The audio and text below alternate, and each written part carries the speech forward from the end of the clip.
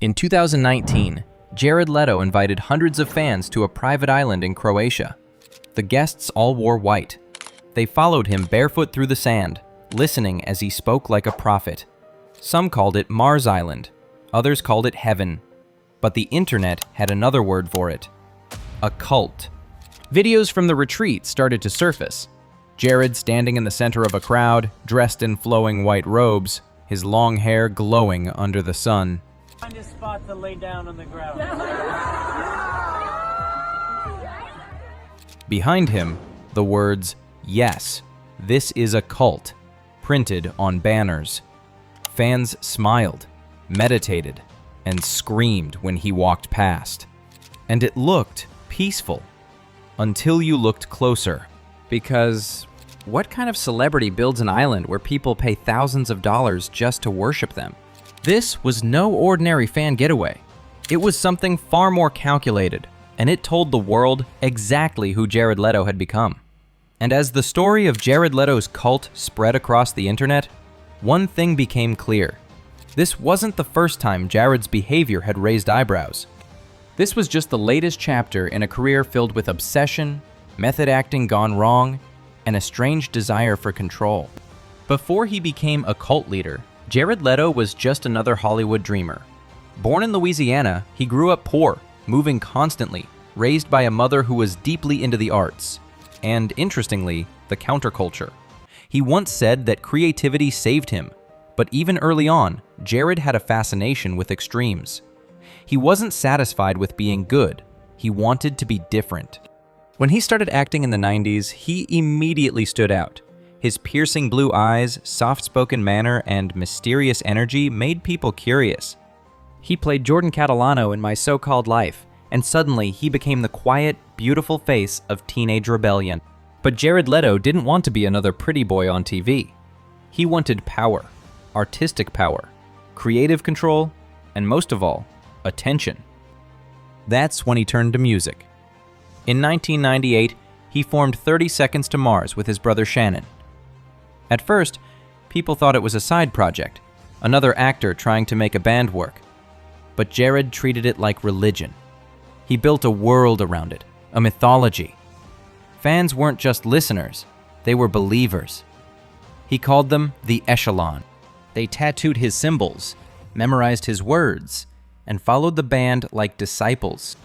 It was around this time that his obsession with control began to show. Leto didn't just want fans, he wanted followers. This is the 30 Seconds to Mars show, okay? If you can't stand up, you better be up off your fucking ass right now, you hear me? He started creating experiences that blurred art and worship, secret shows, coded messages, and imagery full of religious undertones. And the more people followed, the stranger things became. In interviews, he started comparing his concerts to spiritual awakenings.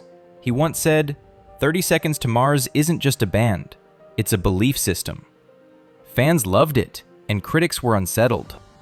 Because at some point, fandom stopped being about music. It became about him. By the 2010s, Jared Leto's fame exploded again thanks to Dallas Buyers Club.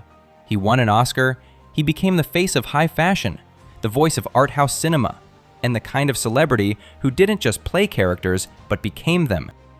That's when the method acting stories began to surface. For Suicide Squad, he sent his castmates live rats, used condoms, and bullets. He told reporters he was just trying to stay in character as the Joker. The used condoms? You're not. Yeah. Step back, Frank. You can't just say use condoms and we're just gonna forget. I know it's a family show, but Don't worry. we can educate people here. At least they were used. Who did you send used condoms to? Oh, everybody.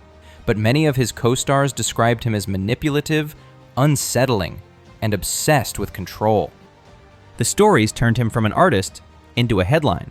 What was once seen as dedication started to look like delusion. People began to wonder, was Jared Leto actually losing touch with reality? And then came Mars Island.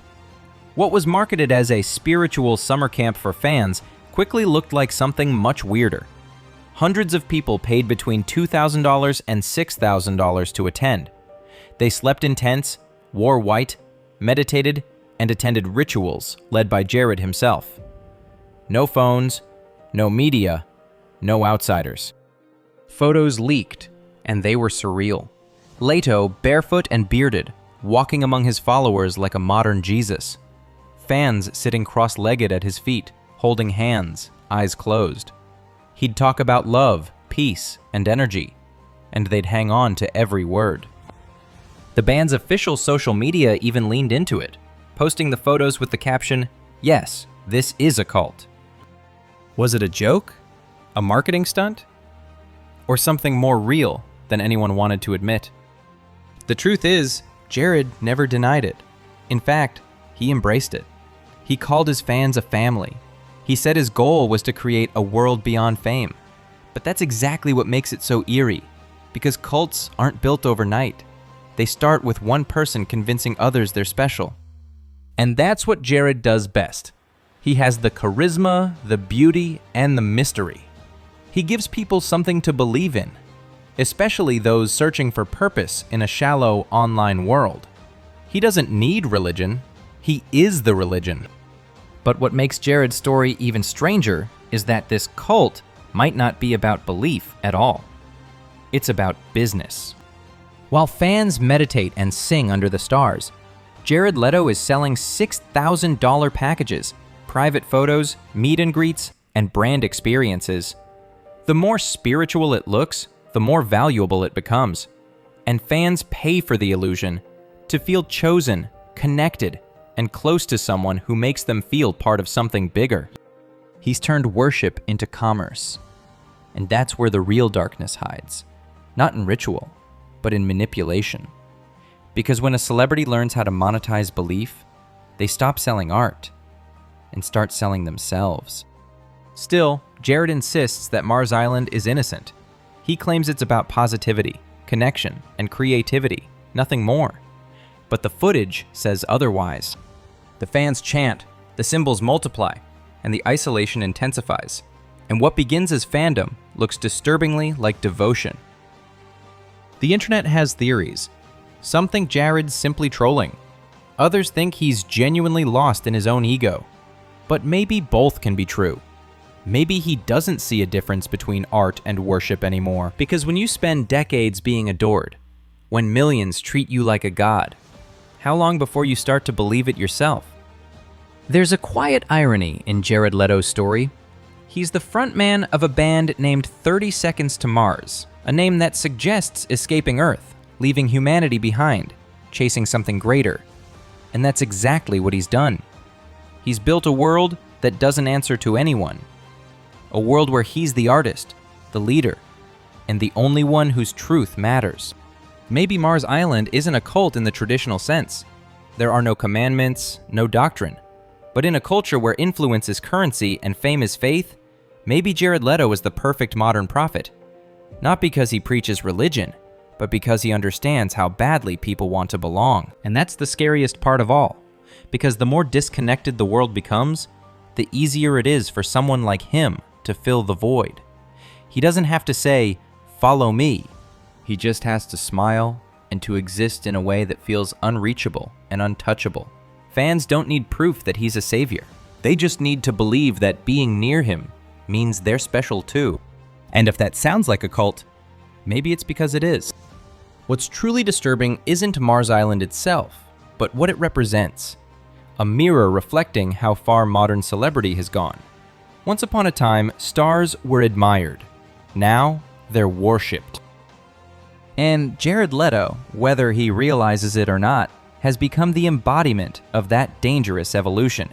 He's a man who built a kingdom out of attention, a prophet of performance art, and a symbol of how fame can quietly turn into power. Maybe he didn't set out to start a cult, but when you create a world where everything revolves around you, the music, the brand, the image, the belief, it's only a matter of time before people start calling you their god. And maybe, deep down, Jared doesn't mind that at all. Because when you've spent your whole life chasing transcendence, maybe the ultimate high isn't art or fame. It's worship.